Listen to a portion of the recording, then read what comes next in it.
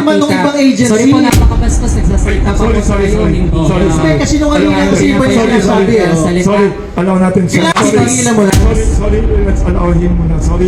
Sige, Napakabastos po. salita ka na. Napakabastos. Alam mo, ang kabastusan dyan, Sorry. nakikita mo yung mga batang Pilipino na re-recruit na NPA, hindi ka nagsasalita against that. Yun ang pinakabastos na pwedeng gawin ng isang government official. Pinapatay nun yung mga tropa ng gobyerno, pinapabaya mo i-recruit sila, yun ang mandato mo bilang government official, hindi ka nagsasalita. Yun ang pinakamalaking anomalya at kabastusan sa gobyerno. NPA, alam nyo ba, ang NPA 50 years na sa Pilipinas, pumapatay ba sila? Di ba yes? Fact, that is a fact in the Philippines. Ang nire-recruit pa Because ng that is NPA, part of rebellion. Kaya ang dapat nire-recruit, sagutin na natin yung pagpatay sa roots batang ng Pilipino na conflict sa footballer, ating that bansa. is not part of rebellion. Sasabihin mo, nagre-rebel ako sa Pilipinas, ikaw na football player na bata, papatayin ka It's so namin. sad na we have a government official who doesn't understand the reality of rebellion and armed conflict in our country. So That doon pa is lang, plain murder. actually, dapat magpaturo po siya Ano sa ating rebellion? mga academicians, sa iba pa nating mga Ayan, mas may dadivert lang alam ni Raul tungkol Manuel, sa oh. rebellion. May tanong naman si Congressman kanina. Nakakahiya na ikaw ay kinatawan ng kabataan, yung pinatay na bata, ipagtatanggol mo pa yung nakapatay on the blanket of they are rebellion. That is not murder. Ang tanong Kung naman, meron po siyang gustong mapanagot, pwede po yung kasuhan, wala pong pumipigil na kasuhan yung mga involved sinasabi ko po, kaso na bakit yun. hindi nyo In fact, kinukondena? he called on an investigation sa issue na yun. ang sabi naman nila, they called for an investigation daw. Tapos ano rin? As the result of the investigation, Honorable Congressman, na nanawag ng investigation, sige, tama, ang ganda ng sinabi niya eh. They investigated pala, ngayon ko lang nalaman. What was the result po of your investigation regarding that? Call for Sobrang clouded na po ng pag-iisip natin. NYC Chairperson, ang sabi po natin, we call on all involved Nanawagan lang parties pala, hindi conduct hindi an nag-follow up. Nanawagan lang pala. May tanong naman si Congressman kanina. Sabi niya, aside from being against violence sila, what about daw the root causes kailangan daw i-address, sabi ni Congressman. Yun mga root causes ng mga socio-economic injustices daw na that caused this rebellion. Anong reaction daw ninyo? Very objectively, maraming problema ang bansa natin. Maraming problema ang kabataang Pilipino. Tinatry niyang i-balance yan sa buhay niya.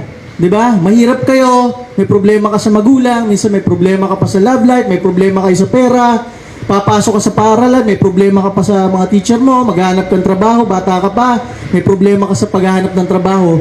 Walang katapusan ang problema ng kabataang Pilipino. Ang tinatanong ko lang sa inyo, bakit hindi nyo kinokondena yung mga nagre-recruit sa kabataang Pilipino para pumatay ng pulis at sundalo, manunog ng cell sites, mag-extort sa mga kapwa Pilipino? Yun lang ang tanong ko. Kasi ano sasabihin mo?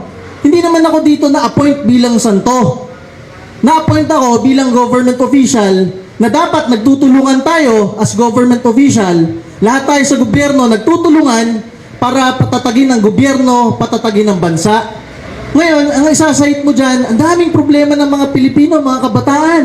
Ang NYC, hindi ma-handle. Paano namin i-handle? Mismong budget namin, pinipigil mo? Ilan ang SK?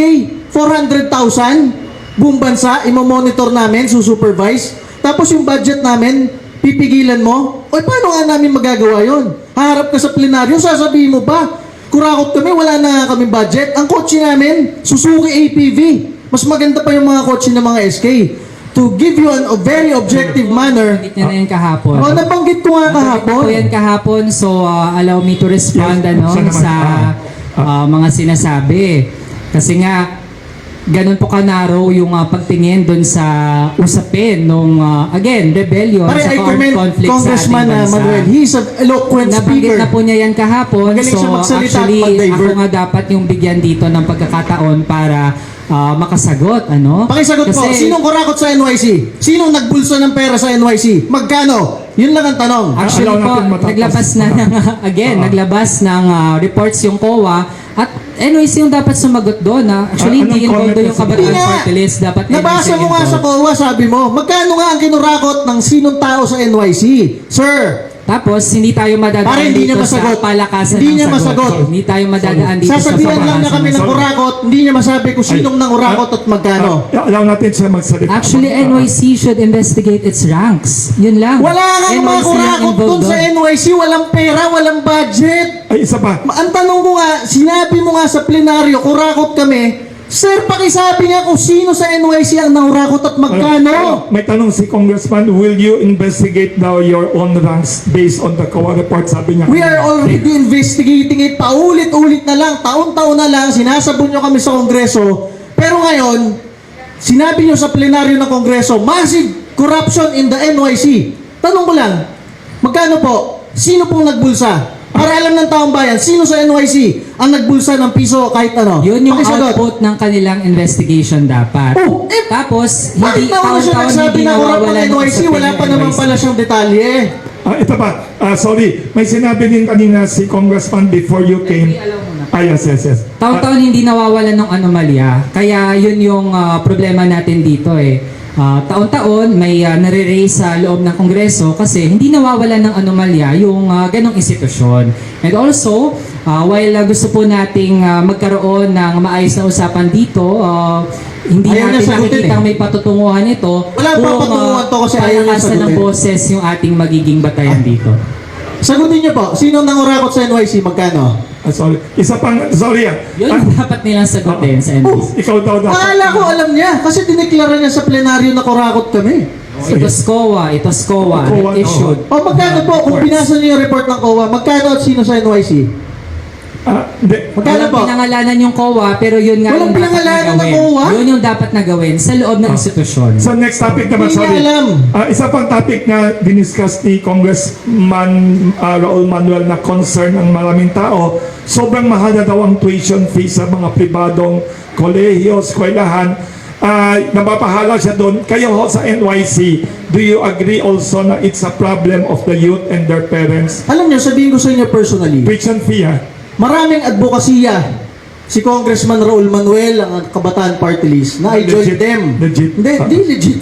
O legit naman yung iba nila, yung karamihan. Ang sinasabi ko, madami siyang advokasya sa Kabataan Pilipino.